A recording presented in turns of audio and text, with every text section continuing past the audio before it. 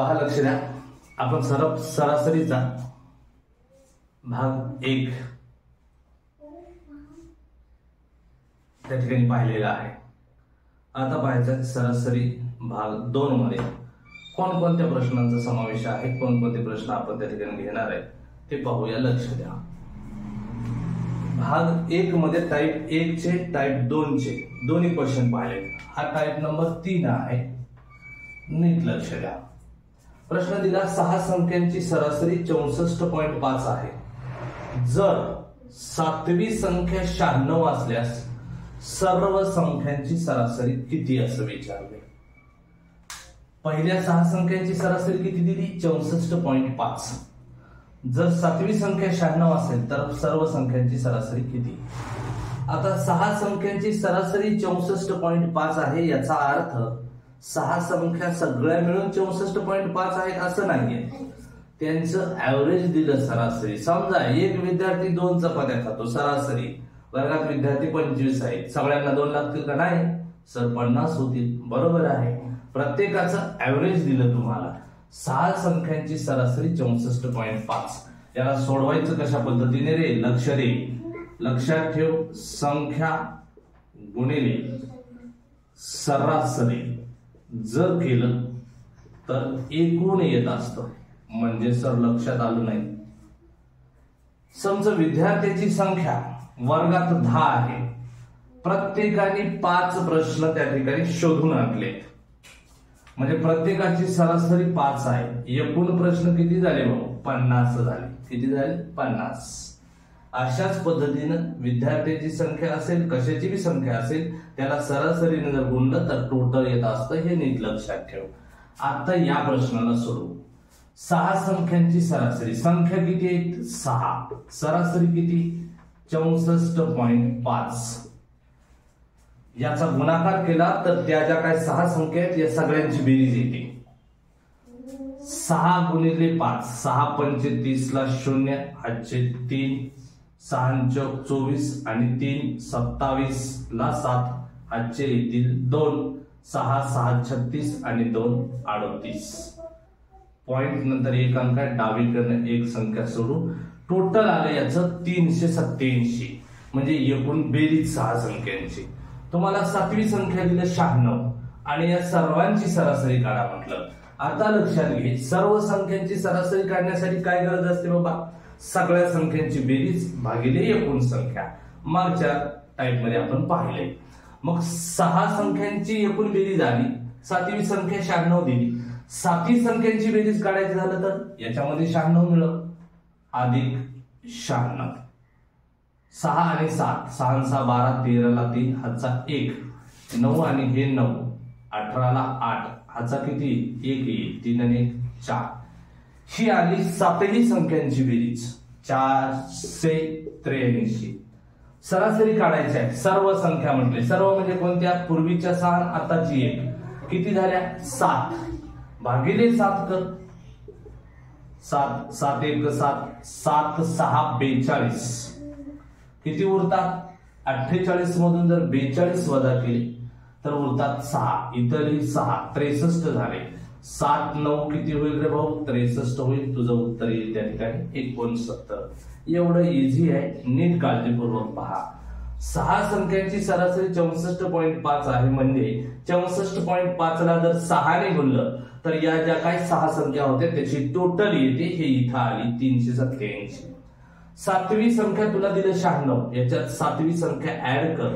आता 387 मध्ये 96 जर मिळवलं तर टोटल जे येणार आहे ते 7 संख्यांची बेरीज असणार आहे. 7 संख्यांची बेरीज 483 आली. सरासरी काढताना आपण एकूण संख्येने भागतो. सर्व संख्यांची बेरीज भागिले एकूण संख्या. एकूण संख्या 7 आहे, याला 7 ने भागलं तर 69 उत्तर येतं. काळजीपूर्वक नीट पाठीमागचा व्हिडिओ पाहिला नसेल तर ते पहिलं पहा, मग याला पहा. त्याच्यानंतर क्वेश्चन पुढचा सेम आहे. 3 पुस्तकांची सरासरी किंमत 25 आहे. तिघांची एकूण किंमत काढू आपण. पुस्तकाची संख्या गुणिले सरासरी बरोबर काय येतं रे? एकूण येतं. एकूण पुस्तकाची संख्या 3 गुणिले सरासरी 25. 25 त्रिक किती झाले? 75. आता त्यापैकी काय म्हणतं बघ. 2 पुस्तकांची सरासरी किंमत 20 आहे. किती आहे? 20. किती पुस्तकं? 2. 3 पैकी 2. मग राहतं कोण? 1 पुस्तक राहतं. बघू त्याचं पुढं. 2 पुस्तकांची सरासरी किंमत 20. पुस्तकाची संख्या 2, सरासरी किंमत 20. 2 पुस्तकाची झाली किती रे भाऊ? 40. आता लक्षात घे, तिन्ही पुस्तकाची एकूण किंमत 75 आहे, 2 पुस्तकाची एकूण किंमत 40 आहे. तुला विचारलं तिसऱ्या पुस्तकाची किंमत किती? 3 पुस्तकं 75 ला येतात, 2 पुस्तकं 40 रुपये मध्ये आले. मग राहिलेले पुस्तक कितीला असेल? 75 मधून 40 वजा कर, 5 वजा 0 5, 7 मधून 4 वजा केले तर 3. जे काय पुस्तक तिसरं आहे त्या पुस्तकाची किंमत किती असेल तेव्हा? 35 रुपये असेल. 35. याला नीट पाहून घे. आता पुढचे 2 क्वेश्चन आहेत. हे क्वेश्चन तर परीक्षेचे त्या ठिकाणी आवडीचे क्वेश्चन आहेत. IMP नीट लक्ष दे. परीक्षेला नेहमी विचारलेले आहेत. काय आहे बघून घे. एका वर्गातील 20 विद्यार्थ्यांचं सरासरी वय 18 वर्ष आहे. त्यात शिक्षकाचं वय मिळवल्यास सरासरी होते 19. तर शिक्षकाचं वय किती? शिक्षकाचं वय 19 असणार आहे? नाही. बघू आपण काढून. एकूण विद्यार्थ्याची संख्या गुणिले विद्यार्थ्याची सरासरी बरोबर काय येणार आहे? टोटल म्हणजे एकूण विद्यार्थ्यांच्या वयांची बेरीज करू आपण. विद्यार्थ्याची संख्या किती आहे? 20. विद्यार्थी म्हणजे माणसंच आहे. गुणिले सरासरी किती आहे? 18. सगळ्या विद्यार्थ्यांच्या वयाची बेरीज येते या दोघांना गुणल्यानंतर. 18 दोन्ही 36, 360. हे आलं रे सर्व विद्यार्थी. सर्व विद्यार्थी. ओके. आता पुढे जाऊ. याच्यामध्ये शिक्षकाचं वय मिळवलं. कोणाच्या? विद्यार्थ्यामध्ये शिक्षकाचं वय. विद्यार्थी किती आहेत? 20. आता शिक्षक मिळवल्यावर संख्या किती होईल माणसांची? विद्यार्थी माणसंच आहे, मग शिक्षक कोण असतं बे? माणूसच राहतं. 20 विद्यार्थी आणि शिक्षक 1 म्हणजे झाली संख्या किती? 21. गुणिले सरासरी किती होती? 19 म्हटलं. याला 19 लिहितं. या दोघांना जर गुणलं तर 20 विद्यार्थी प्लस 1 शिक्षक सगळ्यांच्या वयाची टोटल येईल. ठीक आहे? ओके. 21 गुणिले 19. 19 1 19 चे 9 हातचा 1. 19 दोन्ही 38 आणि 1 39. किती झाले? 399. आता काळजीपूर्वक पहा, नीट लक्ष दे. फक्त विद्यार्थ्यांच्या वयाची जर टोटल केली तर 360 आली भाऊ. शिक्षकासहित विद्यार्थी केली तर 399 आले. मग लक्षात घे, फक्त विद्यार्थ्यांच्या वयाची जर एकूण केली तर 360, शिक्षकासहित विद्यार्थी केले तर 399. फक्त शिक्षक पाहिजे असेल तर शिक्षक प्लस विद्यार्थी 399 आहेत. याच्यातून फक्त विद्यार्थी वजा कर, मास्तर राहील. कोण राहील? मास्तर राहील. विद्यार्थी प्लस सर 399 आहे. फक्त विद्यार्थी 360 आहे. तुला शिक्षक पाहिजे. 399 मधून 360 वजा कर, म्हणजे विद्यार्थी आणि शिक्षकांच्या टोटल मधून फक्त विद्यार्थ्यांची टोटल वजा कर, तुला उत्तर येईल 399 वजा 360. 9 मधून 6 वजा केलं तर 3 वजा 3 0. म्हणजे मास्टरचं वय किती येईल बाबा? 39 वर्ष. याला काळजीनं पाहून घे, अवघड नाही काहीच. एका वर्गातील 20 विद्यार्थ्यांची संख्या, त्यांची सरासरी 18 आहे. 18 विद्यार्थ्यांची संख्या गुणिले सरासरी केलं तर टोटल विद्यार्थ्याचे वय येईल. शिक्षकाचं वय मिळवलं विद्यार्थ्यात. अबे विद्यार्थी 20, मास्तर 1, 21 झाले. गुणिले सरासरी किती झाली? 19 झाली. कधी कधी परीक्षेत 19 देत नाही, 1 न वाढते म्हणतात. 1 न बी वाढली तर 18 ची किती होईल? 19 होईल. 2 न वाढते म्हटलं तर 18 ची किती होईल? 20 होईल. ते नीट तू पाहून घे. 21 झाले शिक्षक आणि विद्यार्थी, सरासरी झाली 19. 21 गुणिले 19 399. शिक्षक आणि विद्यार्थ्यांचं टोटल 399, फक्त विद्यार्थ्यांचं 360. शिक्षकाचं पाहिजे असेल, शिक्षक आणि विद्यार्थ्यांमधून फक्त विद्यार्थी वजा कर, शिक्षकाचं वय 39. मी इथं लिहायचं राहिलं वर्ष. पर्याय तुझ्याकडं असेल. मी पर्याय लिहित नाहीये कारण माझ्याकडे जागा कमी आहे भाऊ, समजून घे. प्रश्न 4 याच टाईपचा आहे. अशा टाईपचा कोणताही प्रश्न आला तर तुझं चुकणार नाही. या पद्धतीने सोडव. एका नावेत 22 किलोग्रॅम वजनाची किती विद्यार्थी आहेत? 25. तीच संख्या गुणिले सरासरी. विद्यार्थ्याची संख्या किती आहे? 25 मुले. विद्यार्थ्याची संख्या 25. सरासरी वजन किती? 22.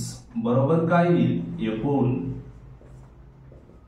22 ने 25 ला गुण किंवा 25 ने 22 ला गुण, दोन्हीचा अर्थ एकच. 25 गुणिले 2, 25 दुनी 50 शून्य हातचे 5, 25 दुनी 50 आणि 5 येतील 55.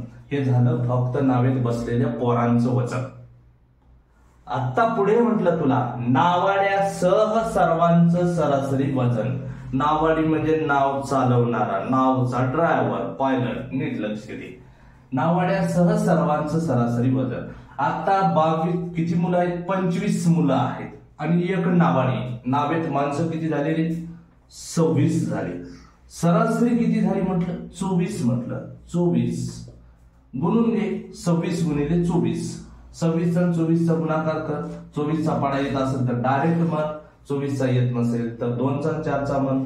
24 दुनी 48, 24 त्रिक 72, 24 चौक 96, 24 पंचवीस 700, 24 6 144 ला 4 हातचे 14, 24 दुनी 48, 48 आणि 14 कर भाऊ. 8 आणि 4 12 ला 2 हातचा 1, 4 आणि 1 5 आणि 1 6. किती आले इथं? 62. म्हणजे 624 आलं. आता लक्ष दे. विद्यार्थी 25, सरासरी वजन 22. या दोघांचा गुणाकार म्हणजे टोटल पोरांचं वजन झालं 550 किलो. नावाडी आला. आता माणसाची संख्या 26 झाली. सरासरी प्रश्नात दिले तुला 24 आहे. टोटल केलं 624. नावाड्या सहित पोरं मिळून 624 झाले. फक्त पोरांचं 550. तुला विचारले नावाड्याचं. नावाड्याचं वजन जर काढायचं असेल, इथं जसं शिक्षक आणि विद्यार्थ्याच्या टोटल मधून फक्त विद्यार्थी वजा केले होते त्याच पद्धतीने याच्यामध्ये आहेत 25 विद्यार्थी, एक नावाडी म्हणून 26 विद्यार्थी आणि नावाडी मिळून 24 झालं. मग इथं आहे 624 जे आहे ते विद्यार्थ्याचं प्लस नावाड्याचं दोघांचं वजन आहे. तुला पाहिजे फक्त फक्त फक्त नावाड्याचं. मग विद्यार्थी आणि नावाड्याच्या वजनातून फक्त विद्यार्थ्याचं वजन वजा कर म्हणजे 624. 624 वजा 550. इथं 1 राहील. 14 मधून 4 मधून 0 वजा कर, 4च राहतील. 2 मधून 5 वजा होत नाही. इथं 5, इथं 12. 12 मधून 5 वजा कर. किती होतात रे? 12 मधून जर 5 वजा केलं तर 7. 74 किलोग्रॅम हे वजन त्या ठिकाणी कोणाचं असणार आहे? नावाड्याचा असणार आहे. हलकं नाही नावाडी. हा किती आहे? 74 किलोग्रॅम आहे. नीट लक्ष दे.